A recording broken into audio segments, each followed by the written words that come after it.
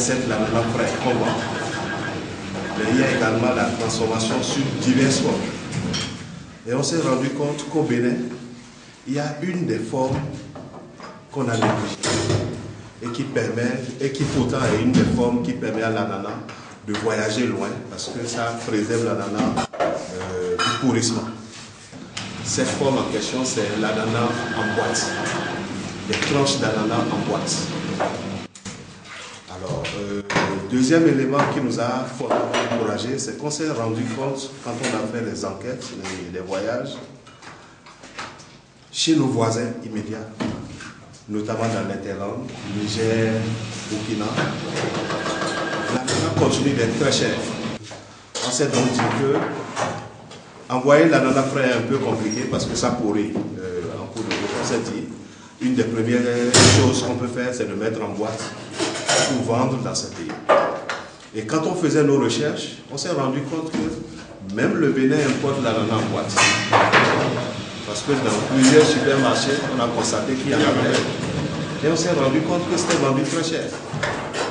Et que le stock coulait. On s'est rendu compte que les boîtes de cette taille, dans ces supermarchés, étaient vendues entre 1500 et 1800. Donc tout ça nous a conforté dans l'idée qu'il faut vraiment essayer. Mais nous ne voulons pas faire comme on a malheureusement l'habitude dans nos pays, un éléphant blanc. On s'est dit qu'il faut aller prudemment.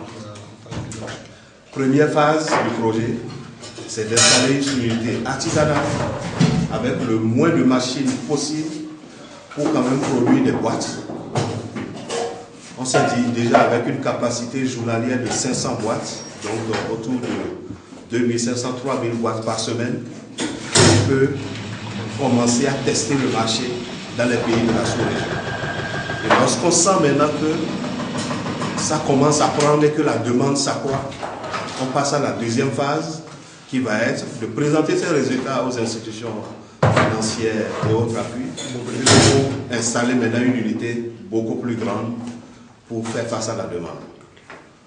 Et on en était là quand on a eu le communiqué du PADA et on s'est dit voilà une occasion, il faut vraiment en profiter pour lancer la première phase.